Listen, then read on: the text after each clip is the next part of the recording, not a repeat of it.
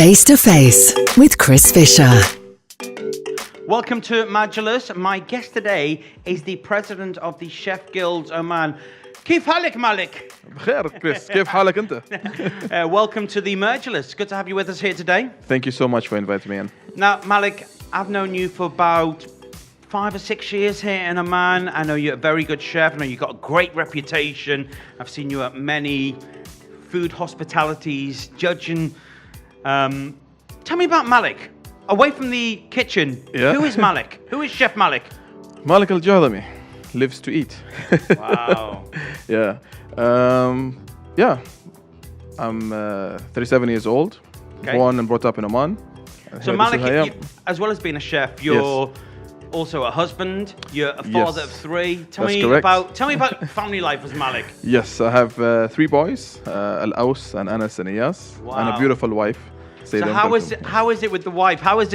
How does she accept having 4 guys in the house? It's the opposite spectrum to, let's say, you had 3 daughters. Yes, exactly. It's getting too hard for her, and then she always wanted a girl. Okay. But at this point of life, she said, you know what? I'm okay with 3 boys at home to protect her Yes. and love her as much as we can. Yeah. That's very, very good. Now, do you find that being the chef in the family, because Yes. my dad, my Baba, he's a chef also. Great. And Great. I used to be fascinated watching him it was kind of like watching him do magic in the kitchen. But do you find that, are you doing all the cooking at home? No, I don't work at home. Yeah? Yeah. Most of the people say, do you cook at home? But usually I don't, unless if I really feel that I want to do something at home. Because I can't beat my wife in cooking, and I can't beat my mom as well in cooking. So that's where you get the inspiration from your mom and wife. Yes, exactly. So those political games, I cannot do it at home. Wow. Yeah. So yeah, but I do cook from time to time at Do you home. find Yes. if let's say your wife's cooking at home, or you're around visiting your mum, are you kind of tempted to kind of get involved, or you're thinking, no, I'm not going to go there, or you tempted? No, of course, any chef is tempted to taste the food is being cooked at the moment, but I can't dare doing that. No. I can't dare doing that. You can't bear getting hit with a wooden spoon. Of course, yeah.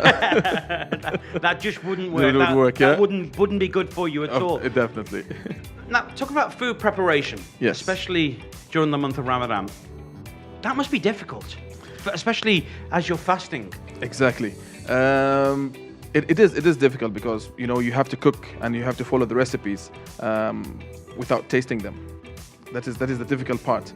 But with time and experience, we learned how to do it without even tasting. So when I cook something, I know that how it's going to taste in the end. Yeah. Unless if I'm cooking something new, then yes, I would have to taste it. But in Ramadan, it's quite difficult to do it. Yeah. So most of the food tasting and for new recipes has been done after iftars, So where we do work. If you're kind of prepping something and there's a certain measurement of, like, say, salt and, say, sugar and pepper and paprika or other spices, you know that, and the order that you put them in, it's already there. It's like pre-assigned. Exactly. So it's like tried, tested, and it works. It works, exactly. Okay. That's the way how it's been done in the. Now, do you kitchens. try, if you're, say, coming up with a new menu or something that you want to kind of break out into the world, do you try it on the family? Because I remember Baba used to try it with me. He's like, Chris, try it. Yes, Chris is still breathing. He's fine. He's okay. It's made the Chris test. Usually, yes. If I want to have my special recipe by my own, yes, I do that. But if it's something to do with work and like to develop a menu for the business or for the work, no, I do it at the kitchen, at the work kitchen. Like a signature dish. Exactly. What would be your signature dish? I'm sure you got a couple. Yes, I have a couple. Yes. Which one would be your favorite signature dish? I always try to infuse Omani dishes with the Western cuisine. Yeah. So you like to merge them. Yes, like us. exactly. Yes. Merge meals. I do have something that I'm really proud to say it. I merged shua with an Italian dish called lasagna. Oh, nice. So I have shua lasagna.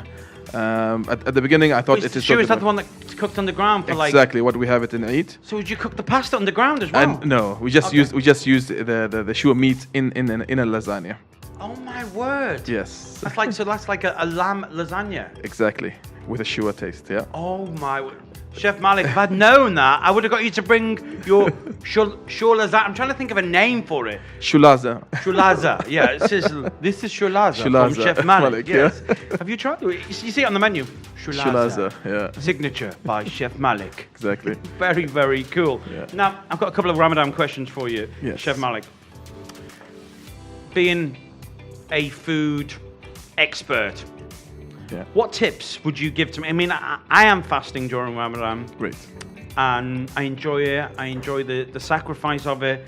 But let's hypothetically say that this is the first time I'm going to fast. What tips, what advice would you give to me to fast during Ramadan? Sure. Being the Ramadan, it's in the summer season. I'll always want to, you always have to be hydrated in iftar timing. So you always have to have something light when you're having your iftar, and not to have a lot of salty stuff. Stuff. Salt, yeah. Yes, you What have to. would salt do? Salt will always make you thirsty, dehydrated as well. Nice. Try to less the intake of salt. Try not to have a lot of oily stuff. Have a lot of fresh and hydrated, and to hydrate yourself a lot. So like fresh, like say fresh fruits. Vegetables, fruits, Nice. Fresh juices. Okay. Yeah. What is your favorite? If you weren't cooking, what is your favorite iftar meal? Oh, iftar meal is the lamb shorba that my mom makes. Oh. And this shorba, it's just been done in Ramadan. That's it. She doesn't I need to cook come it. round to your mum's house. I need to. I will invite you to taste it. I need to try this. I need to try Exactly. this, and I need to try The shulas, Anna. Shulas. Shulas. Yeah, I need to try that. Yeah. Now, what benefits, as Malik, what do you feel by the end of Ramadan? What have you benefits? What is different about you? As we all know, Ramadan is a spiritual month. We get spiritual more in Ramadan, more than the normal days, and we have time to do that as well. And and you know your diet changes as well. Rather than having 3 meals a day, you'll be having just 1 meal a day, and that's the most beneficial thing for me in Ramadan. So then you have to kind of maintain that for the other 11 months of the year. I do try to maintain it throughout the year, but you cannot fast for more than for more than a month. Some people do from time to time, just how Islam asks to Because some people, pray. they start before. They start say 2 weeks before, don't they? Like intermittent fasting. Exactly. They reduce the intake of food. They start stopping having coffee, and that's the way how they train themselves to do it. But that was the most challenging part I found. I drink a lot of coffee. Yeah. So it was the reduced amount of coffee, reduced amount of liquid in general, just Exactly. fluids. That was the biggest challenge for me last year. wow, okay. And I know it's going to be the same again this year. Yes. So, yes. but it's a case of retraining the brain. Exactly. It's all in the brain. It is all in the brain. Yeah. One final question for you. Important part of Ramadan, the challenge to give up something, trying to maintain that. What would you like to give up other than food? Other than food, Yeah. give up. Oh, that's a very good question. But what I see that maybe give up work. That'd be cool. Yes. No. This Ramadan, I'm planning to give up work forever and relax on a beach. Yeah. It'd be very. It'd be very cool. Seriously, I can't find that something to give up during this Ramadan. Most of the bad habits I've been given up long time ago. That's good. That's good to know. Yeah. Right, I've got 5 questions here relating Yes. to a man. Yes. I want you to pick 2. Pick 2. Let's see how well you know your country. Okay. Okay. I'll pick the middle one. As to see. Talata. Okay, Yeah. let's see. Here's the question. How many times has Oman won the Gulf Cup? Twice. Mabruk! Yeah. Woo! And pick one And more pick question. one and the first one. Let's First see. one. Ooh, I've had this question before. This one. What is the national animal of Oman? It's a deer. It's not the deer. It's I can't remember the name in English, but it's Maha. Oryx. Oryx! Oryx. Yay! Yes. Got the name. It's an oryx. It Yeah, is. yeah. The Oryx. Yeah, the oryx. Malik, you know your country. Thank you. You know it very, very well. Yeah. Chef Malik, thank you for joining us here in the Mergeless and enjoy the rest of the holy month of Ramadan. Wish you the same, Chris, and thank you very much for having me. Face to Face with Chris Fisher. Merge 104.8.